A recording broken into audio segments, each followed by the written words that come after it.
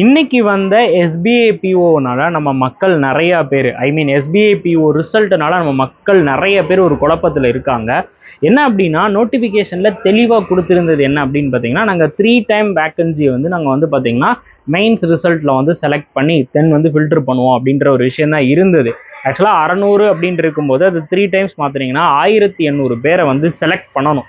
இதுதான் அவங்க வந்து சொல்லியிருந்தது. பட் அவங்க செலக்ட் பண்ணியிருக்கிறது எத்தனை பேரை தான் செலக்ட் பண்ணியிருக்கிறானுங்க அப்படின்னு பார்த்தீங்கன்னா ஒன்லி 900 மெம்பர்ஸை மட்டும்தான் செலக்ட் பண்ணிக்கிறாங்க. அப்போ நிறைய பேருக்கு குழப்பம் வந்துருச்சு. என்ன சார் ஒன்லி 900 அப்படின்னா எஸ்பிஐ வந்து சொன்ன மாதிரி பண்ணலையா, அப்போ வந்து இது என்ன அப்படின்ற மாதிரி நீங்கள் வந்து கேட்குறீங்க. ஸோ உங்களுக்கு ஒரு என்னோட ஒப்பீனியனை நான் வந்து ஷேர் பண்ணுறேன். என்ன அப்படின்னா இப்போ வந்து பார்த்தீங்கன்னா நம்ம எஸ்பிஐபிஓன்னு எடுத்துக்கிட்டிங்கன்னு வச்சுக்கோங்களேன், நமக்கே தெரியும் ஒரு எக்ஸாம் அப்படின்னாலே அதில் டஃபஸ்ட் எக்ஸாமாக நம்ம ஒரு பேங்கிங் செக்டாரில் நம்ம பார்க்குறது என்ன அப்படின்னு பார்த்தீங்கன்னா எஸ்பிஐ வந்து பார்ப்போம்.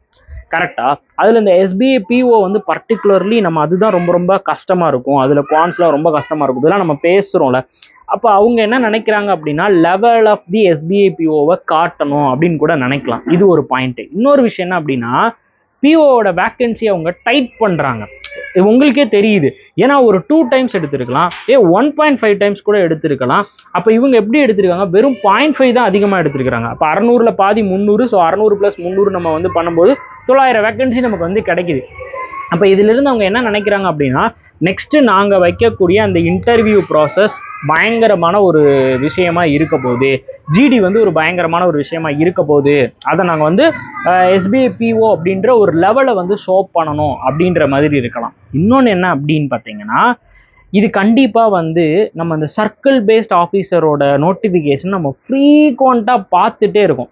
ரைட்டா, சர்க்கிள் பேஸ்ட் ஆஃபீஸர் வருது, அப்புறம் வந்து பார்த்தீங்கன்னா லோக்கல் ஆஃபீஸர் எக்ஸாம்ஸ் வந்து வருது. இதில் இந்த சர்க்கிள் பேஸ்ட் ஆஃபீஸர் அப்படின்றது வந்து பார்த்தீங்கன்னா நமக்கு எக்ஸ்பீரியன்ஸ் கேண்டிடேட் வந்து உள்ளே போவாங்க.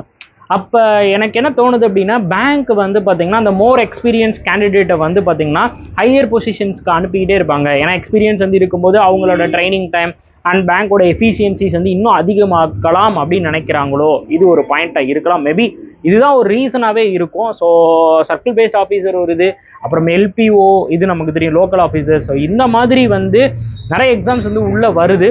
அதனால நமக்கு பிஓட வேக்கன்சி வந்து நமக்கு எப்படி ஆகுது அப்படின்னா ரொம்ப டைட் ஆகுது. சரியா, ஒரே நிமிஷம் இருங்க, வண்டியெல்லாம் போய்கிட்டோம்.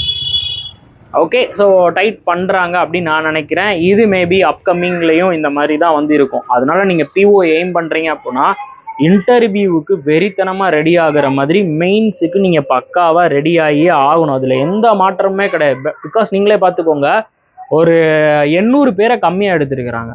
அப்போ அந்த 800 பேரும் செலக்ட் ஆகிருக்கிற 800 பேரும் வெறித்தனமாக போட்டோன்னா இருப்பானா? அதில் நம்ம தமிழ்நாட்டில் எத்தனை பேர் செலக்ட் ஆகிருப்பாங்க நம்ம எண்ணி பார்க்க கூட முடியாது. கண்டிப்பாக ரொம்ப ரொம்ப கம்மியான நம்பர்ஸ் ஆஃப் பீப்புள்ஸ் தான் செலக்ட் ஆகிருக்க முடியும். பிகாஸ் ஆஃப் என்ன அப்படின்னா லாக் ஆஃப் ப்ராக்டிஸாக இருந்திருக்கணும்.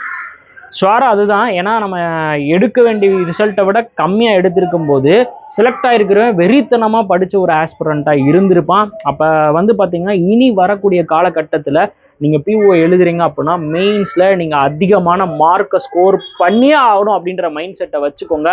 ஏன்னா அவங்க இந்த மாதிரி ஃபில்டர்லாம் பண்ணுறாங்க அப்படின்னும் போது நம்ம அதுக்கேற்ற மாதிரி நம்ம ப்ரிப்பரேஷன் வந்து பூஸ்ட் பண்ணிக்கோங்க. சரியா, ஸோ இதுதான் என்னோட ஒப்பீனியன். இது இந்த மாதிரி தான் நடந்திருக்கு. டைட் பண்ண நினைக்கிறாங்க.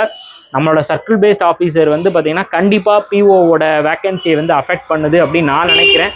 நீங்கள் என்ன நினைக்கிறீங்க அப்படின்றத வந்து கமெண்ட் பாக்ஸில் வந்து சொல்லுங்கள். தயவு செஞ்சு இன்னொன்று சொல்கிறேன், மெயின்ஸுக்கு நீங்கள் வந்து முறையாக வந்து படிங்க. மெயின்ஸுக்கு படிக்கிறதுக்கு உங்களுக்கு மேக்ஸ், ரீசனிங், இங்கிலீஷ் இது எல்லாத்தையுமே பக்காவாக நாங்கள் வந்து எடுத்து வச்சுருக்கோம். நம்மளோட எலிட் பாஸை யூஸ் பண்ணுங்கள், தயவு செஞ்சு யூஸ் பண்ணுங்கள். பக்காவாக உங்களுக்கு வந்து பார்த்தீங்கன்னா இன்ச் பை இன்ச் நீங்கள் வந்து தெரிஞ்சுக்கலாம். சரியா, வேறு ஏதாவது டவுட்ஸ் இருந்தால் கமெண்ட் பாக்ஸில் வந்து கேட்டு விடுங்க. தேங்க்யூ.